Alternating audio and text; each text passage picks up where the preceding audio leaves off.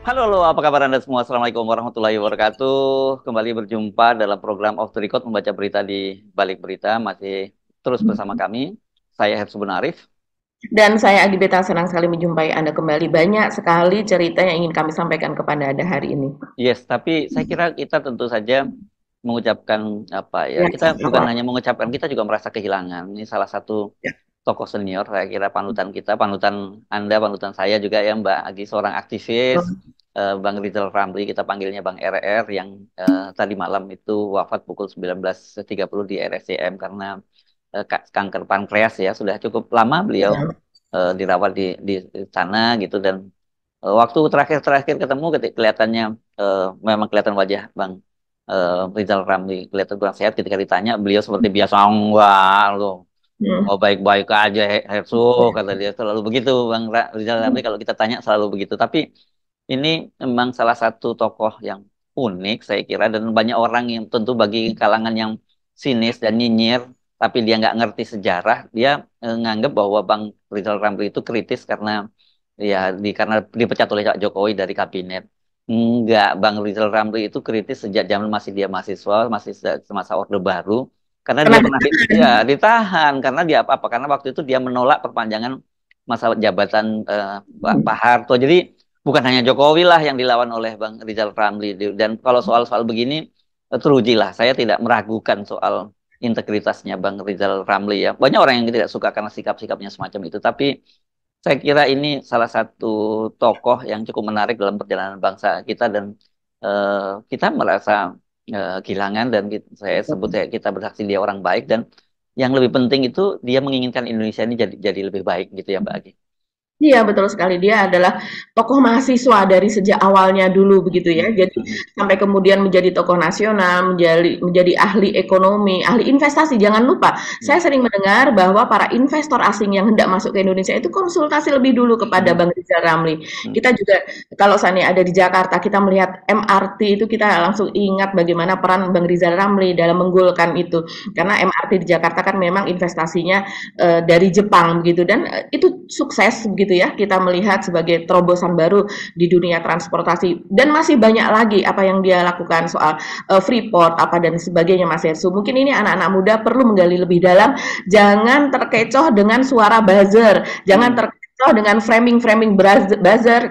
Karena saya lihat beberapa di media nasional begitu Mas Hersu, kemudian di bawahnya kan ada komen-komen itu kebanyakan mereka mengatakan bahwa pergilah apa orang nyinyir satu begitu ya, Hmm, orang hmm. yang nggak ada guna dan sebagainya. Ini adalah orang-orang yang termakan oleh framing begitu. Dan kita tahu karena Pak Rizal Ramli atau Bang Rizal Ramli ini adalah orang yang keras gitu. Kalau memiliki pendirian dia akan mengatakan apa adanya dan dia selama Ya, ini memang dikenal sebagai tokoh oposisi hmm, walaupun pernah masuk ke dalam kabinet Pak Jokowi. ya, Jadi dia apa yang ada di pikirannya ya itu yang dia katakan. Mungkin kalau dia ketika itu satu jalan soal reklamasi dengan Pak Jokowi dengan Pak Luhut mungkin keadaannya tidak demikian. Tapi dia memang berani ketika itu berhadapan dengan Pak Luhut menentang Pak Luhut walaupun pada akhirnya kemarin penampilan terakhirnya di publik adalah dia tetap datang ke acara ulang tahun Pak Luhut. iya, iya betul. Dia tetap bersahabat dengan Pak Luhut, tetapi memang dalam soal reklamasi itu Jakarta, dia waktu itu keras sekali ya kepada para pengembang waktu itu. Menurut sama saya, atau dikepret kan, kira-kira gitu, selalu dia menyatakan gayanya seperti itu. Dan kelebihan Bang Rizal Ramli ini, walaupun dia seorang intelektual itu, dan kemudian sebenarnya ekonomi ini kan istilah yang sangat sulit dipahami ya. Saya termasuk orang yang dulu ketika jadi wartawan tuh saya paling benci kalau disuruh liputan ekonomi, karena saya mesti belajar serius, bukan background saya seperti itu. Saya lebih tertarik masalah politik gitu dan hukum ketimbang ekonomi gitu ya. Tapi di tangan Bang Rizal Ramli itu kan jadi menarik gitu. Bagaimana kemudian dia menggambarkan situasi politik Indonesia di tengah apa dominasi para pengusaha di kabinetnya Pak Jokowi gitu, yang berdampak pada kebijakan yang sekarang kita sebut sebagai oligarki gitu ya. Betul.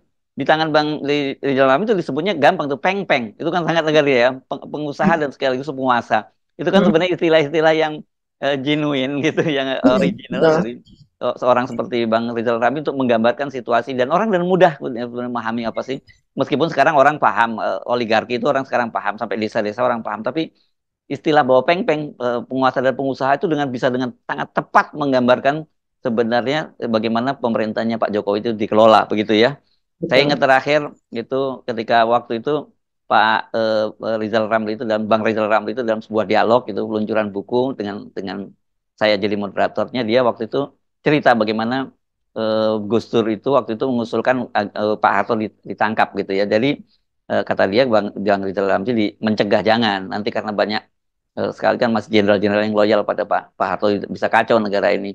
Tapi dan dia juga nggak senang kalau ada seorang kepala negara itu ditangkap. Tapi terakhir dia waktu itu saking jengkelnya mungkin terhadap pemerintahan Jokowi, dia mengusulkan Jokowi ini ditangkap saja karena terlalu banyak persoalan dia karena KKN-nya kan bagaimanapun semangat reformasi itu kan memberantas KKN itu amanat reformasi loh ya Mbak ya.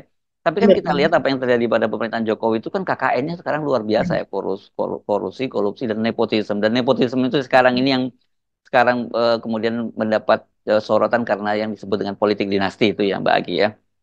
Iya, betul sekali Bang Rizal Ramli ini walaupun mungkin dalam keadaan sakit karena sebelumnya katanya keterangan dari pihak keluarga kan beliau pernah juga apa ya ini tidak pernah ada sakit lah begitu tapi memang untuk yang pankreas ini katanya kan baru apa diketahui ketika sudah stadium yang lanjut begitu ya Mas Hersu dan saya cukup amazed begitu Mas Hersu beliau sakit kanker pankreas ini dan kemudian memang hanya sedikit yang tahu yang kita satu mungkin kita kan satu WA dengan para politikus termasuk dengan Bang Rizal Ramli ini pun juga beliau terakhir memang sudah lama ya dia memposting di grup begitu dan kemudian tidak ada kita pikir juga adalah karena kesibukan beliau begitu tapi ternyata memang beliau sakit yang cukup berat begitu.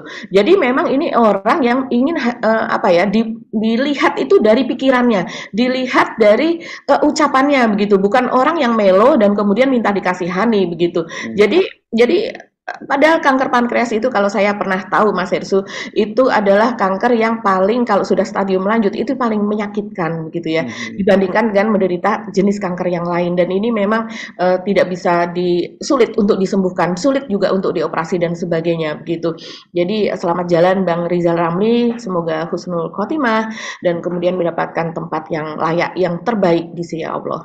Yes, Subhanallah. oke. Baik, kita masuk ke topik yang saya kira cukup menarik ya. Sekarang disoroti ini. Ya. Kemarin bahkan saya dengan Bung Rocky Gerung itu mengusulkan petisi. Ini beda Hmm. dengan PDIP ya. Kalau PDIP kan minta bukan PDIP, TKN ya. TPN ya kalau Ganjar Mahfud itu ya. TPN itu kan Kalau Ganjar Mahfud TPN betul. ya kan mereka mengusulkan agar bantuan bansos ini stop gitu ya sampai akhir akhir sampai Pilpres berlangsung karena khawatir dilihat memang dimanfaatkan oleh Pak Jokowi sebagai kampanye begitu. Tapi Mhm. saya dengan Bung Rocky melihat loh jangan kalau di stop ini kan bagaimanapun bansos ini kan penting untuk rakyat kita ya. Jangan gara-gara Jokowi yang berulah kemudian rakyat menderita. Kita mengusulkan agar Pak Jokowi itu melakukan semacam berhenti, stop atau moratorium melakukan kunjungan-kunjungan ke daerah dan bagi-bagi bansos. Karena itu kan kelihatan sekali itu sekarang jadi alat. Jadi tetap aja bansosnya berjalan, tapi serahkanlah itu kepada mungkin kepala dinas sosial setempat, kepala desa dan sebagainya, dan itu diawasi rame-rame oleh para ketiga kontestan dan juga partai-partai politik jangan sampai disalahgunakan. Tapi kalau Pak Jokowi yang melakukan itu kan jadi persoalan gitu ya. Dan ini soalnya nanti akan kita bahas. Kemudian juga soal Bawaslu yang sampai sekarang ini justru tarik menarik soal pemanggilan Gibran itu Bawaslu Jakarta Pusat gitu ya Mbak ya. Dan ini sekarang karena kan kalau Bawaslu Pusat sudah menyatakan pembagian susu di Car Free Day itu tidak ada pelanggaran gitu, tidak ada pelanggaran tidak pidana kampanye. Tapi kemudian Bawaslu Jakarta Pusat melihat bahwa dia menemukan menemukan celah baru gitu. Karena Ya. ini bagaimanapun ini ada pelanggaran perda untuk yang memang Car Free Day-nya tidak boleh digunakan untuk kegiatan politik. Tapi saya mikir bagaimana jalan keluarnya ya ini karena pejabat gubernurnya sendiri ketika ditanya wartawan ngaku saya sedang tidur kok pada waktu pembagian susu saya jadi nggak tahu gitu. Tapi ini kemudian ada dicurigai karena alot banget ini pemanggilan Gibran ini ya ada intervensi meskipun itu dibantah. Itu soal yang sangat menarik dan nanti kita akan kaitkan juga dengan pemanggilan ini ya. Justru dilaporkan ini Bawaslu Jakarta Pusat karena dianggap salah mengirim undangan, tanggal undangan gitu, soal administrasi ini. Tapi juga hal yang sama juga terjadi di Batam ya Mbak Agi ya. Justru Bawaslu yang menurunkan baliho-baliho atau apa ya, bukan baliho itu sebenarnya apa ya? Iya, spanduk besar lah begitu Spanduk ya. besar yang di landmark Kota Batam itu Bawaslu menurunkan itu kan kemudian malah dilaporkan ke polisi ya kalau tidak salah Mbak ya ini ya Bawaslunya ya. Ya, Iya, ya. iya betul. Jadi kemarin ya, kejadiannya kemarin ini dari pihak TKD itu ingin mereka sedang menyusun laporan untuk dilaporkan ke polisi karena Bawaslu itu dianggap semena-mena menurunkan baliho tersebut. Coba bayangin bagaimana Bawaslunya itu kalau yang sedikit nekat ya pasti akan berhadapan dengan kekuasaan semacam itu karena kita tahu lah penyelenggara pemilu itu mulai dari KPU, Bawaslu dan yang lain-lain juga itu memang iya bagian dari kekuasaan karena kita tahu lah proses rekrutmennya mereka seperti apa ini proses politik ya. Jadi tentu saja namanya proses politik ya dia harus akomodasi dengan berbagai kepentingan-kepentingan politik yang mensponsori mereka kan gitu ya. Itu soal itu terus apa ya yang lain. Oh soal perkembangan Anies kampanye yang dihambat ya, itu masih terus berlangsung ada fakta-fakta baru lagi yang diungkap oleh Caimin. Satu lagi saya kira ini yang seperti kemarin bahas pembahasan kita ya untuk capres dan cawapres yang lain itu kalau mau masuk TikTok silahkan masuk TikTok. Pak Mahfud udah mulai ikut gitu, ya dan Pak Mahfud menyatakan bahwa enggak, saya nggak ikut-ikutan Anies Baswedan. Ikut-ikutan juga nggak apa-apa kok gitu ya. Ini kan bagus justru kita seneng. Apakah kemudian kan tergantung bagaimana nanti komunikasi mereka dengan Gen Z. Ini kan ini proses pendidikan politik ya kan Ya. anak-anak yang tadinya apolitis tiba-tiba sekarang dengan masuknya Anies ke TikTok menjadi lebih aware politik. Ya kenapa kalau capres-capres dan cawapres lain juga memanfaatkan itu. Ini bagus ketimbang diisi TikTok joget-jogetan aja dan sayangnya ini bukan hanya capresnya ya. Dulu ada calon wakil presiden yang nggak jadi. Itu juga kan kalau masuk ke TikTok jadi kontennya receh banget gitu ya. Kayak ada yang kayak peragawan itu ya gitu kayak fashion show, ada yang jadi tukang sayur dan sebagainya. Ini kan membodohi sebenarnya gitu ya. Ini bagus Pak Mahfud nggak usah risau lah kalau disebut ngikuti Anies ya memang faktanya Anies yang masuk duluan tapi nggak ada masalah kok kan gitu ya Mbak Agi ya. Iya, iya. Ya, dan yang topik berikutnya itu tadi menambahi yang Mas Ersu katakan, yaitu soal dihambatnya kampanye Anies. Jadi ini ada indikasi memang ada hambatan terhadap kampanye 01 begitu. Ini yang mengatakan adalah Caimin kemarin ketika dia melakukan kampanye di Jakarta Utara begitu di Kampung Nelayan dan itu ada dua lokasi yang dia mention dia sebutkan yaitu bahwa hari ini kan ada Anies itu berencana untuk melakukan kampanye dan juga acara desak Anies itu di Sumatera Barat begitu. Ketika off the record yang ini tayang itu sudah berlangsung ya karena kita ini tapping sebelumnya. Dan kemudian lokasinya itu dipindah Mas Hersu karena sesuatu hal. Banyak cuitan di medsos begitu di X begitu yang mereka mengatakan bahwa ya sudah tahulah sebabnya apa begitu.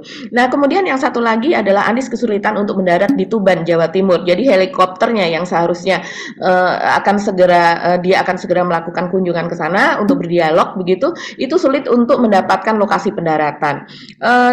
Dan kemudian yang lainnya sepertinya itu sudah cukup ya Mas Hersu bahasan untuk kita nanti ya. Selain juga oh ya satu lagi, mungkin yang apa mobilisasi massa yang ada di Jawa Tengah itu juga ramai Mas Hersu. Jadi Pak Jokowi ini kan baru saja melakukan kunjungan ke Jawa Tengah kemarin begitu. Dan kemudian beredar itu surat juga cukup ramai begitu di media massa dan juga di media sosial begitu soal pengerahan massa yang dilakukan yang ditandatangani oleh Camat Aji Barang begitu dan mereka mengerahkan massa petani ini dengan diberikan bayaran apa dan sebagainya untuk mendatangi lokasi GOR di Purwokerto tempat Pak Jokowi melakukan pertemuan begitu. Ini menarik juga Itu karena kita langsung aja itu kita bahas langsung sebagai topik pertama tadi karena sebelumnya sempat saya mention tuh. Karena Pak Jokowi kan kita kita bahas tadi sekarang udah keliling terus gitu ya. Bahkan kelihatannya kita bisa menduga keras ini nah, Pak Jokowi mungkin akan fokus di kawasan Jawa Tengah dan Jawa Timur, Mbak. oh, Lagi kalau lihat kalau sebelumnya kan Pak Jokowi disebut-sebut selalu mengekori kemanapun atau mirroring Ganjar kemana-mana saja selalu disapu bersih lagi oleh Pak Jokowi. Ganjar di mana setelah itu Pak Jokowi hadir di situ dan sebagainya gitu ya Mbak Agi ya. ya Nah, betul. saya kira saya bisa memprediksikan sekarang ini karena pertempurannya itu di Jawa terutama Jawa Tengah dan Jawa Timur. Coba perhatikan nanti pasti Pak Jokowi akan lebih banyak fokus di situ dan itu sudah mulai yang terjadi beberapa hari ini kan. Makanya kemudian saya sebut ya pantas kita jadi tahu kenapa kok Prabowo dan Gibran itu tidak terlampau banyak melakukan kampanye kan. Kita kan waktu itu bertanya-tanya kan Mbak Agi, ingat kan waktu awal-awal kenapa kok Gibran sama Prabowo itu tidak mengambil cuti selama kampanye mereka cuma akan berkampanye di hari-hari libur dan akhir pekan saja gitu. Sekali-kali lah mereka ambil cuti di hari kerja. Ya mereka merasa nggak perlu ngapain gua kampanye lagi gitu. Orang sudah ada Pak Jokowi yang berkampanye. Kan itu yang terjadi. Ini yang saya kira ini sangat serius gitu ya. Kelihatan ini memang sangat sophisticated dikemas dalam sebagai program presiden. Tapi ngapain sih sebenarnya presiden masih terus keliling-keliling seperti itu, dan kita tahu kan sejak awal kita kritik bansos itu bukan urusannya presiden. Bansos Betul. itu urusannya cukup lurah atau kepala dinas sosial lah begitu, dan kan terbukti sebenarnya dengan kemarin ribut-ributnya Pak Zulkifli Hasan yang mengklaim bahwa bansos itu dari Pak Jokowi, itu kan menunjukkan memang mereka punya intensi seperti itu, bahwa ingin ada dalam benak publik terutama kelas bawah yang secara ekonomi ya lemah, dan kemudian mohon maaf secara literasi politik juga rendah, mudah dimanipulasi oleh mereka kan gitu. Iya, betul sekali. Kalau Mas Hersu mengatakan mirroring atau mengikuti jejak dari Ganjar, ini justru juga yang dibahas, dan Ganjar juga menjelaskan bahwa ya kalau seandainya Pak Jokowi itu mengikuti saya ya berarti dia sayang sama saya, kata Ganjar begitu.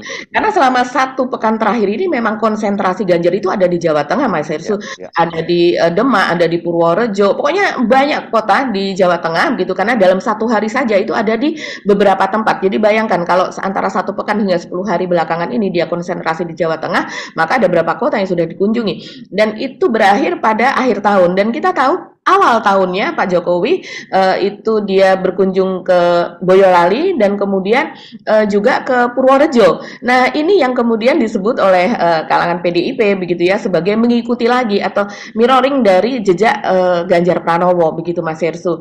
Dan kemudian yang menarik ini adalah soal mobilisasi massa begitu. Jadi ini menjadi sorotan betul begitu, karena suratnya apa ya, Mas Hersu, terkuat begitu ya, dan kemudian menjadi ramai, diunggah oleh berbagai akun, begitu juga menjadi bahan berita begitu.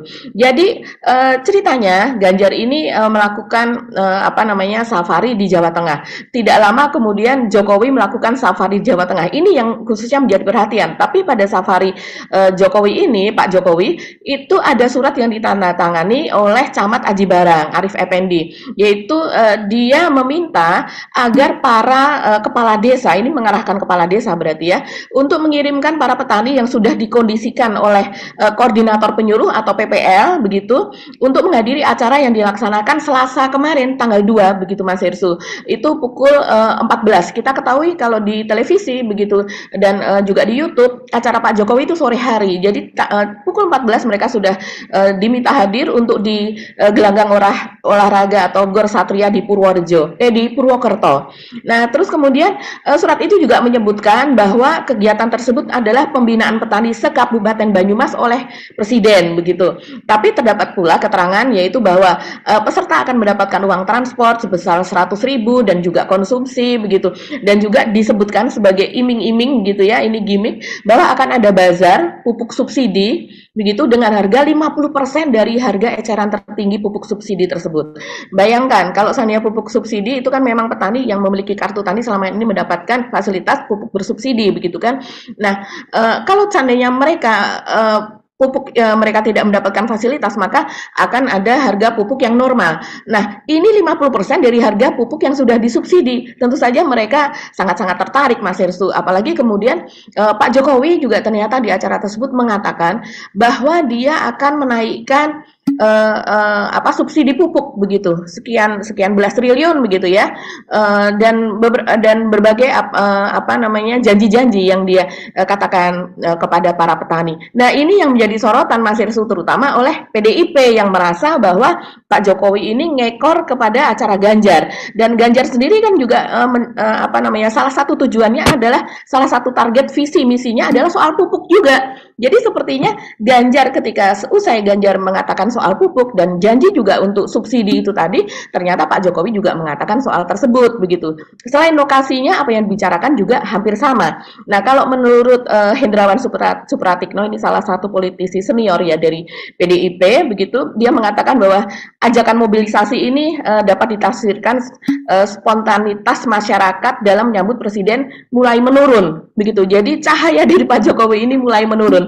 Dan kemudian juga dia menyayangkan karena di masa sisa jabatannya Pak Jokowi yang pendek ini, dia mulai meredup itu adalah karena cawe-cawe. Ya, kita sering membicarakan itu juga, mendiskusikan itu juga kan, Mas Hersu, bahwa gara-gara cawe-cawe itu dan berbagai apa ya, endorse Pak Jokowi kepada 02 yang memang betul-betul terkuat. Seperti kata Mas Hersu, Pak Jokowi ini yang berkeliling seperti menggantikan Gibran, yang kita tahu Gibran kan menjadi cawapres dari pasangan 02 begitu. Kurang lebih begitu Mas Hersu. Iya, ya ini memang saya kira Pak Jokowi paham bahwa sekarang itu PDIP itu betul-betul merapatkan barisan. Ini all out ya kalau kita lihat instruksi-instruksinya eh, Mhm. dari, ya, kan beredar juga surat instruksi dari Ibu Megawati dan juga Hasto Betul. untuk itu, dan kemudian juga kemarin kita juga tayangkan video dari politisi PDIP Tubagus Hasanuddin, Mayor Jenderal TNI Purnawirawan Tubagus Hasanuddin. Itu memang sekarang ini mereka betul-betul sedang dikonsolidasi sangat serius, dan mereka betul-betul tidak mau kecolongan, dan mereka tidak ingin Jawa Tengah itu diubah dari kandang banteng menjadi kandang Garuda, apalagi menjadi kebun mawar gitu. Jadi kalau bisa menurut mereka ya kebun mawarnya itu langsung dihancurkan aja, diinjak-injak oleh banteng kan. Yang lagi. Ada satu lagi Mas Rizky, di Jawa Tengah ini memang situasi sedang memanas ya, Mm, karena kasus di Boyolali kemarin yang betul. di mana ada Ada. 7 orang kader dari atau relawan begitu dari 03, yaitu dari Ganjar dan Mahfud ini yang dikeroyok oleh 15 orang anggota TNI, dan kemudian belakangan ini yang kita tahu bahwa Yonif di lokasi tempat pengeroyokan itu kemudian dibanjiri oleh karangan bunga begitu, yang seolah-olah isinya itu adalah berupa simpati kepada TNI atau dukungan kepada TNI. Ini menjadi pertanyaan besar, kenapa orang yang menjadi pelaku ini kan sedang diperiksa para oknum ini. Yang menjadi pelaku kenapa malah justru dibela begitu Mas Hersu?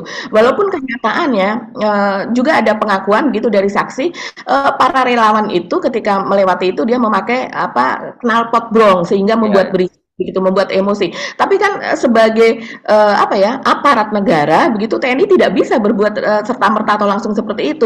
Nah ini yang kemudian Pak Mahfud pun terhadap karangan bunga yang banyak dikirim ke markas Yonif tersebut sangat menyayangkan, dan dia merasa itu bahwa sepertinya bukan organik begitu. Dan kita tahu masyarakat mana ya yang kira-kira untuk hal seperti ini yang kemudian bergerak secara bersama-sama masif pada waktu yang sama begitu ya, mengirimkan karangan bunga seperti ini. Ini kan pola-pola yang dipakai oleh pada apa buzzer, namanya, buzzernya ya. buzzer, betul, oleh buzzer. Dan kemudian kita tahu ini adalah kurang lebih yang bersimpati kepada 02, karena memang ada suara dari TPN, dari Ganjar dan Pak Mahfud yang mengatakan bahwa Andika Perkasa terutama mantan Panglima yang mengatakan bahwa ini ada hubungannya dengan di dalam tubuh TNI sendiri yang mungkin dia bersimpati kepada Pak Prabowo, sehingga dia merasa kesal dengan kejadian tersebut sehingga terjadi pengeroyokan itu, walaupun itu sudah disangkal Mas Hersu. Tapi sepertinya ada di sana, yaitu seperti kata Mas Hersu tadi, itu adalah akibat dari Pak Prabowo yang sampai saat ini pun tidak cuti begitu, sehingga ada sistem komando yang dari atas itu masih berjalan ke bawah begitu. Jadi kalau ada komando apapun itu pasti akan diikuti oleh mereka yang ada di bawah. Itu yang dikatakan oleh mantan Panglima Pak Andika Perkasa. Kalau itu Hasto ya, Hasto atau Pak Andi kayak ngomongin bahwa ada simpatisannya Pak Prabowo masih di TNI itu. Oh ya, itu Hasto Hasto yang ya.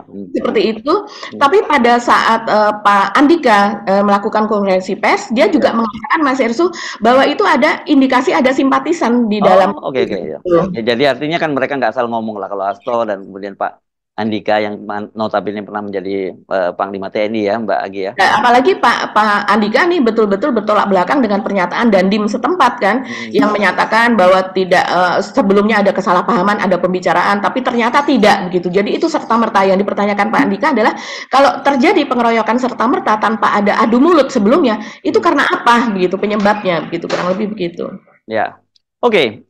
Saya kira dari sini makanya penting ya kita untuk mendorong. Ya, ada semacam petisi lah dari publik. Pak Jokowi itu harus moratorium melakukan kunjungan-kunjungan kerja ke daerah-daerah, karena itu betul-betul jelas terindikasi itu adalah penyalahgunaan kekuasaan dia sebagai presiden, dan yang buruknya itu lagi adalah satu, menghabiskan anggaran negara, kedua mengklaim bahwa program-program yang sumbernya dari APBN, yang berarti juga dari sumbernya duit kita juga, duit dari pajak kita, itu sebagai programnya Pak Jokowi. Kan ini kesannya kan Pak Jokowi ini kan menjadi sinterklas gitu ya, dan diharapkan dengan cara begitu approval ratingnya Pak Jokowi terus naik dan itu nanti terkonversi menjadi suara yang akan dialihkan pada Prabowo dan Gibran, khususnya pada Gibran lah. Gitu kita kita kan kalau tadi dengan bahwa Pak Jokowi sudah mulai redup seperti dikatakan oleh Relawan Herawati seperti Pratikno ini. gitu tadi, kalau saya menduga ini adalah bagian dari bargaining Pak Jokowi ke Pak Prabowo karena kan kita kemarin juga sempat bahas bahwa ini kelihatannya kontribusi Ganjar dan kontribusi Gibran dan Pak Jokowi itu terhadap elektabilitasnya Prabowo nggak signifikan, bahkan mungkin jangan-jangan malah menjadi faktor diskon gitu ya, faktor yang menjadi merusak elektabilitas Prabowo karena sekarang ini kan suara Prabowo berdasarkan survei ya kalau kita ambil rata-rata 40 lah. 40% gitu angkanya ya, beragam ya. Saya kira average 40, sementara perolehan Prabowo pada Pilpres lalu itu 44,50% dengan catatan itu yang tidak dicurangi loh itu ya. Suara yang di KPU padahal kan kecurangan luar biasa besar. Artinya kalau sekarang masih seperti itu kan masih di bawah perolehan yang lama. Ada faktor bahwa suaranya beralih ke Anies Baswedan, yes. Tapi berarti kan tetap saja Gibran dan Pak Jokowi itu tidak menambah suara itu. Makanya Pak Jokowi tentu penting kalau sampai nanti pasangan ini terpilih, begitu kan katakanlah kan nanti kan Pak Betul. Prabowo yang jadi presiden dan Pak Jokowi sudah tidak jadi presiden lagi. Bargainingnya apa? Nggak ada. Apalagi nanti kalau kemudian timnya Pak Prabowo dan Gerindra juga merasa sebenarnya nggak ada kontribusi ini buat dari Pak Jokowi dan Gibran itu yang ada malah bikin suara kita jeblok. Kan jadi itu kan juga akan makin berat posisi tawarnya Gibran gitu. Iya betul. Kalau kita melihat dari segi itu iya Mas Hersya dari angle itu. Itulah makanya kalau saya merasa kenapa Pak Jokowi masih tetap mempertahankan organ-organ relawannya yang Ya. kata ada 2.000 lebih organisasi, pernah disebutkan sekitar 2.300 kalau tidak salah organisasi relawan di seluruh Indonesia dan juga kemudian organisasi relawan dari Gibran. Ini biayanya sungguh besar dan tapi juga kalau saya lihat pertumbuhannya itu memang cukup masif. Saya tidak tahu apakah masif itu hanya di permukaan, kemudian secara organik mereka tumbuh atau tidak. Tapi yang ditangkap oleh yang saya baca begitu Mas Hersu, ini pergerakan untuk deklarasi dan sebagainya dari Gibran, relawan Gibran ini tumbuh di mana-mana. Begitu juga dengan Kaisang, jangan lupa relawan dari Kaisang ini. Kita tahu bahwa semua relawan itu berbiaya lah, walaupun kita tidak bisa memotret buktinya, penyerahan uangnya apa dan sebagainya. Tapi kita tahu bahwa tidak ada relawan yang bisa tumbuh sendiri begitu, apalagi dalam situasi seperti ini. Begitu juga dengan relawan dari Kaisang ini Mas Hersu begitu. Ini sungguh-sungguh kuat. Nah, saya rasa mereka nanti saya tidak tahu ya apakah mereka akan masuk ke Partai Gerindra ataukah akan masuk ke Golkar atau ke PAN begitu ya. Tapi saya rasa Kaisang sendiri sudah memiliki partai begitu walaupun partainya masih kecil. Tapi organ-organ relawan inilah yang kemudian akan menjadi bargaining begitu. Walaupun mereka secara politik ya yang namanya seperti kata PDIP, relawan itu bukan partai. Mereka tidak punya hak untuk mengusung dan sebagainya begitu. Kita tidak tahu taktik Pak Jokowi karena Pak Jokowi kan memang suka sen kanan belok kiri begitu. Kita pindah ke topik berikutnya. Apa yang bagi mau masuk ini? Soal soal Gibran dan Bawaslu atau yang mana? Yang Gibran dan Bawaslu ini menarik loh Mas Hersu, Ya, ya, ya. yang ada di Batam misalnya begitu ya. Jadi bukan biasanya ada pelanggaran dan kemudian dilaporkan ke Bawaslu begitu kan. Tapi kalau ini Bawaslu begitu diancam mereka akan dilaporkan ke polisi begitu. Nah, Itu terjadi juga yang di sini di Bawaslu Jakarta Pusat yang akan dilaporkan juga karena dianggap dia tidak cermat melakukan panggilan terhadap Gibran. Jadi ini dunia memang udah kebalik-balik ini. Yang harusnya menerima laporan justru malah dilaporkan kan begitu. iya betul. Jadi ceritanya sebenarnya kalau kita melihat sekitar 2 hari yang lalu ya, sekarang kan tanggal 3, jadi dari tanggal 31 ke tanggal 1 itu kita membuat konten ya Mas Sirsu mungkin yang tidak melihat konten kita, yaitu bahwa ada sebuah spanduk sangat besar begitu, ada yang menyebutnya baliho tapi ini pas spanduk kalau kita lihat spanduk begitu ya sangat besar itu di landmark Welcome to Batam begitu. Nah ini kan wilayah publik dan juga memang itu menjadi tempat hiburan, tempat liburan begitu ya di akhir tahun karena biasanya orang datang ke situ dan ingin berfoto-foto di landmark tersebut tapi kemudian merasa terhalangi begitu oleh spanduk tersebut dan kemudian yang protes ini para fotografer yang ada di lokasi begitu yang sehingga mereka kehilangan rezekinya lah, kehilangan kesempatan begitu. Padahal biasanya banyak yang minta foto tapi ini tidak. Nah, kemudian berdasarkan protes tersebut, Bawaslu melihat dan kemudian memang diturunkan Mas Hersu baliho tersebut atau spanduk tersebut oleh Bawaslu. Nah, inilah yang kemudian menjadi permasalahan. Tapi uniknya dari pihak TKD sendiri, TKD dari Prabowo Gibran yang di daerah itu pun sebetulnya ada ketidaksamaan gitu. Jadi ada pihak begitu yang mengatakan setelah kami investigasi ternyata memang relawan kami yang memasang begitu. Jadi mereka mengakui. Tapi ada juga pihak yang mengatakan bahwa itu bukan kami. Jadi tidak tahu siapa yang memasang. Nah, tapi emang ngejin yang masang. Kalau bukan relawan atau aparat penegak hukum, mau disalahin penegak hukumnya yang masang gitu. Karena kan banyak dicurigai juga selama ini seperti pernah terjadi di DPR kan. Komisi 3 kan waktu itu anggota fraksi dari PDIP kan menyoroti keterlibatan polisi dalam pemasangan spanduk-spanduknya dan baliho Prabowo Gibran kan pada waktu itu kan gitu Mbak ya. Iya betul sekali. Jadi ini cukup unik juga ya kalau saya melihat sementara yang mengakui bahwa relawan yang memasang akhirnya mengatakan bahwa relawannya itu sudah mendapatkan izin untuk memasang atribut-atribut begitu atau APK-APK di lokasi di Batam. Tapi tidak disebutkan apakah di lokasi tersebut sudah mendapatkan izin begitu ya Mas Hersu. Tapi jelas mereka akan melaporkan ke polisi karena dianggap Bawaslu ini merusak begitulah. Kalau di netizen ini dampaknya mereka kemudian mengulik Mas Hersu. Hal seperti ini membuat banyak yang berpendapat bahwa kalau seandainya belum terpilih, belum menjadi penguasa saja, kerjaannya sudah banyak melaporkan gitu baik kepada polisi, kepada Bawaslu dan sebagainya. Ya bagaimana nanti kalau seandainya sudah berkuasa, sedikit-sedikit laporkan. Karena memang banyak sih kalau menurut saya catatan dari 02 ini melaporkan ya. Contohnya seperti misalnya Aiman yang sampai sekarang ini masih diproses bahkan udah naik ke tingkat penyidikan. Aiman Wicaksono tim dari TPN Ganjar begitu dan dia juga adalah jurnalis Mas Hersu. Dan kemudian kalau kita ingat yang belum lama ini perusakan yang terjadi di Jogja di Suronatan itu juga tidak dilaporkan, itu malah Bawaslu yang kemudian melihat kejadian itu viral dan Bawaslu malah yang bergerak begitu kan, mencatat gitu, mereka mengatakan akan melakukan penyelidikan. Tapi itu tidak baik dari 01 yang merasa dirugikan itu tidak membuat laporan begitu Mas Hersu. Ya, hal seperti ini kadang-kala memang terjadi di kalangan masyarakat bawah begitu ya. Mereka entah tahu, entah tidak. Mereka mengikuti saja instruksi yang ada di atasnya. Ya. Saya kira kita lanjutkan sedikit ya kaitannya dengan Jakarta yang kan hari kemarin harusnya kan Gibran itu dipanggil oleh Bawaslu Jakarta Pusat dalam kaitan bagi-bagi susu di acara Car Free Day dan tapi kan menariknya bahwa Bawaslu Pusat sendiri sudah menyatakan tidak ada pelanggaran ya dalam tindak pidana pemilu. Tapi Bawaslu Jakarta Pusat melihat bahwa mereka menemukan celah baru ya ini dianggap ini melanggar perda gitu ya dan panggilan kemarin Gibran tidak hadir dan katanya hari ini akan menghadiri ini ketika kita tapping ini belum ketika kita rekaman belum tahu kita seperti apakah dihadir atau tidak. Tapi yang paling menarik adalah pernyataan dari salah satu anggota TKN yang menyatakan mereka juga akan melaporkan Bawaslu ini. Kalau Bawaslu ke DKPP saya kira ya karena katanya mereka itu membuat surat panggilan harusnya tanggal 2 Januari 2024 tapi tertulisnya 2 Januari 2023 gitu. Jadi kesalahan juga. Tapi ya tetap aja kalau sekarang yang terjadi malah Bawaslu-nya yang harusnya menerima laporan malah dilaporkan. Jadi ya nggak kaget kalau saya bilang ya namanya juga anak sultan gitu. Ada yang bilang begitu. Jadi ya bebas dong gitu. Jangan pernah ganggu anak sultan.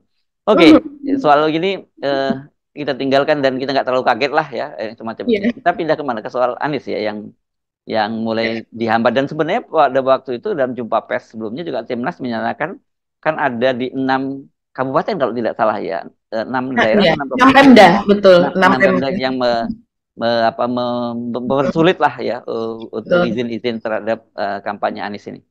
Iya betul Mas Hersu. Jadi Anies sendiri yang terakhir itu yang ada dipindahkan tempat kampanyenya ya Mas Hersu di Lombok begitu di NTB itu kan dia akhirnya dia mengatakan sebelumnya dia dilarang mendarat atau ditolak mendarat di Morowali ya karena ingin memakai lapangan lapangan terbang, jadi rupanya memakai pesawat pribadi mungkin ya, atau pesawat sewaan gitu. Dan biasanya begitu Ahmad Ali, yaitu tim dari coach timnas dari Amin begitu, itu sudah biasa untuk mendarat di situ kalau dia menggunakan pesawat begitu pribadi. Dan kemudian panitia atau dari pihak manajemen PT IMIP begitu mengetahuinya hanya Ahmad Ali saja yang akan mendarat, tapi setelah mengetahui bahwa ada Anies di dalam pesawat itu maka kemudian ditolak untuk mendarat, kecuali Anies diturunkan lebih dahulu di tempat lain maka boleh mendarat. Ya itu tidak bisa karena tujuannya datang ke Morowali adalah untuk berkampanye, untuk berdialog. Nah, yang berikutnya adalah yang di Lombok, dan di Lombok ini rupanya cukup membuat kesal. Jadi sebelumnya mereka macam di Taman Budaya begitu ya milik pemerintah, akhirnya itu acara Desak Anies itu dipindahkan ke tempat lain di sebuah food court lah seperti itu. Dan kemudian akhirnya Anies bersuara di situ bahwa sekarang kalau setiap kali ada intimidasi, ada halangan dan sebagainya, maka dia akan melaporkan. Maksudnya melaporkannya kepada rakyat, melaporkannya kepada para pendukungnya begitu supaya mereka mengetahui. Karena seringkali itu terjadi tanpa diketahui. Media juga benar itu, lapornya ke rakyat aja deh. Iya, lapornya kepada rakyat supaya rakyat mengetahui. Karena memang sebelumnya pihak panitia atau timnas kan sudah berjanji Anies akan datang. Tapi ketika dihambat, dia tidak jadi datang, mereka kemudian menjadi marah dan menyalahkannya kepada Anies gitu. Nah, inilah makanya dia mengatakan akan lapor. Nah, rupanya ini dilakukan oleh Caimin ketika ini bukan Anies yang berbicara ya. Caimin kemarin mengatakan bahwa Mas Anies kata dia itu dari panitia itu setempat yang di Tuban itu sulit mencari tempat untuk turun. Jadi rupanya dia menggunakan helikopter, Mas Hersu. Jadi untuk tempat pendaratannya itu ditolak. Dia mengatakan seperti itu. Jadi acara di Tuban itu saya tidak tahu akhirnya mendarat di mana begitu. Tapi memang Anies akhirnya melakukan safari di Jawa Timur. Nah, yang di Tuban ini sebelumnya meminta dari PT Pupuk Indonesia kalau tidak salah untuk mendarat di sana, tapi ternyata ditolak. Begitu juga dengan kepolisian, Polsek, Polres yang dimana biasanya di sekitar situ ada lapangan juga ditolak, begitu Mas Hersu. Dan ini juga terjadi hari ini di Sumatera Barat ya. Saya lihat soalnya di akun-akun, wah sekarang akun-akun Gen Z nih saya lihat, akun Gen Z dan juga Anies Bubble begitu kan sudah mengupload dari sejak kemarin di mana acara Anies hari ini dengan mereka woro-woro lah begitu, bahwa besok ada acara Desak Anies di Sumatera Barat dan lokasinya di Istana Bahasa Pagaruyung begitu. Tempatnya jamnya gitu juga sudah disebutkan jam 9.30. Ini kan letaknya di Kabupaten Tanah Datar ya. Dan saya lihat kemarin baru beberapa jam saja diunggah itu sudah ratusan yang kemudian viewersnya dan juga sudah ribuan begitu yang merepost. Ini luar biasa loh, hanya sekedar pemberitahuan jadwal acara Desak Anies saja itu untuk satu akun itu yang memperhatikan sampai dengan ribuan. Ini untuk X begitu ya. Mungkin kalau seandainya Instagram itu lebih wajar. Yang di luar ratusan ribu atau ratusan saja, Mbak? Ratusan ribu. Oh, ratusan ribu. Oke. Iya, yang views-nya itu yang melihat agenda tersebut begitu ya. Mereka menyebutnya sebagai event notice atau apa begitu. Itu yang melihat sudah ratusan ribu. Saya tidak tahu sekarang karena saya tidak mengecek. Dan kemudian juga yang mention dan komen-komen di bawahnya itu saya akan datang apa dan sebagainya itu banyak sekali. Tapi ternyata last minute ini diubah Mas Hersu lokasinya. Ini salah satunya akun Ubah Bareng @ubahbareng di X juga yang mengabarkan bahwa acara Desak Anies itu yang tadinya diadakan di Istana Bahasa Pagaruyung Jalan Sultan Alam Bagarsyah Pagaruyung Kabupaten Tanah Datar jam 9.30 itu karena dia juga mengumumkan bahwa acara tersebut dipindahkan ke tempat lain. Tepatnya mengatakan begini, Desak Anies di Sumbar pindah tempat. Kita akan pindah ke lapangan Cindua Mato, Baringin, Kecamatan 5 Kaum, Tanah Datar, Rabu 3 Januari jam 9.30. Dilarang dilarang menggunakan atribut partai ya kawan. Jadi memang kalau di Desak Anies ini kan mereka siapa saja, tidak dibatasi pendukung Anies saja, tapi siapapun bisa datang dan mereka tidak boleh memakai atribut partai begitu. Nah, kemudian juga ada nih misalnya ini kalau ini dari Timnas Amin yaitu Iman Syafi'i di X juga dia mengatakan Desak Anies Sumbar pindah tempat guys. Kenapa? Ya biasalah seperti itu. Tapi memang sudah dipositifkan begitu oleh Caimin bahwa memang ini ada sesuatu juga kenapa pindah dari lokasi yang pertama ke lokasi yang kedua, Mas Hersu. Kita tak butuh pemimpin dari kalangan penguasa dan pengusaha. Karena keterpilihan presiden bukan kekuasaan pengusaha, tapi kuasa rakyat yang totalitas berusaha. Biarlah ia dicap tak punya modal, karena yang ia punya modal rekam jejak. Bukti nyata sukses membangun ibu kota, yang kini siap bekerja membangun Indonesia. Kami di sini hadir tanpa disuruh, berkumpul tanpa rusuh, bergerak tanpa imbalan, penuh semangat, urun gagasan, tidak diam menunggu arahan, apalagi perintah atasan. Kami bergerak penuh aksi, menggebu untuk kolaborasi, penuh hasrat akan karya, hingga 1 juta spanduk rakyat dibentangkan, berbagai gagasan dikumandangkan, bukti kreativitas penuh asa untuk Indonesia yang kaya akan karya. Amin, amin, Anies Imin jadi pemimpin untuk perubahan Indonesia yang terjamin. Amin, amin ya rabbal alamin. Indonesia pilih amin. Sumatera Barat pilih. Terima kasih banyak. Saya Hanifah Miftahur Rahma, perwakilan anak muda. Ini agak terkejut saya. Sumatera Barat itu apa sekarang pejabat gubernur ya? Karena sebenarnya kan kepala daerahnya, gubernurnya kan tadinya PKS gitu ya, partai pendukung dari Anies ya. Nah, kok ini sekarang bisa ditolak juga di situ. Tapi oke, nanti kita cek ya. Ini kan kabupaten ya. Oh, kabupaten ya, kabupaten. Ya, kabupaten Kalimantan saya tidak tahu dari partai mana begitu. Oke. Oke. Jadi tapi saya kira itu memang udah mulai modus-modusnya macam itu. Jadi ada 2 yang kita bisa identifikasi ya. Kalau Ganjar itu di mirroring begitu ya kampanye-kampanyenya, kalau Anies mulai dihambatkan begitu ya. Tapi saya kira ini kan seperti kita sebut seperti air lah, mudah lah bisa di mana-mana dipindahkan, seperti di NTB juga dengan pengunjungnya juga langsung juga pindah begitu ya. Tapi saya sampai tadi ini pukul 9 acaranya pagi pukul 9.30 tapi nggak berubah ya Mbak ya disebutnya ya. Dipindahkan nggak acaranya berubah. Tidak berubah. Atau dipindahkan dengan waktunya tidak berubah. Oke, kita tunggu saja.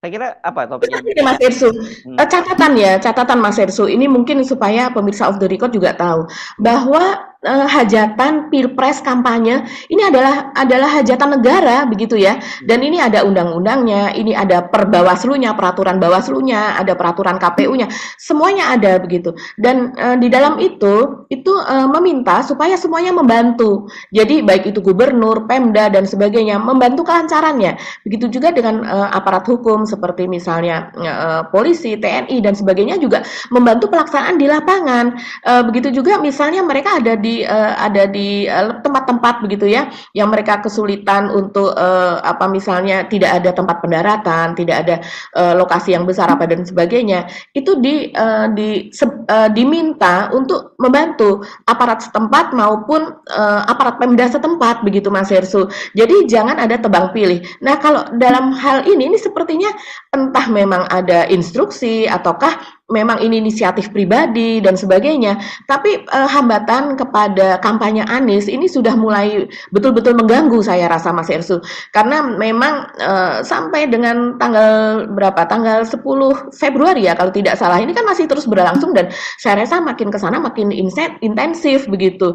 Nah, kalau ada hambatan-hambatan seperti ini dan sepertinya ada pilih kasih begitu ya terhadap para paslon, ini saya rasa rakyat ini harus makin cerewet begitu, dan mereka makin mereka supaya negara ini saya sulit mengatakan Mas Hersu, ketidakadilan ini begitu nyata, ketidakadilan ini begitu jelas terlihat begitu ya, sementara yang satu penuh dengan fasilitas begitu, sementara yang satu juga secara narasi mereka dan juga seperti Pak Ganjar begitu ya, relawan-relawannya ini kita sudah tahu memang Jawa Tengah ini daerah yang akan panas, tapi apa yang terjadi saat ini sampai aparat juga melakukan pengeroyokan itu kan kita prihatin betul gitu. Ya Oke, itu beberapa topik yang tadi sudah kita bahas. Apakah masih ada yang belum kita bahas dari yang kita janjikan kepada pemirsa tadi?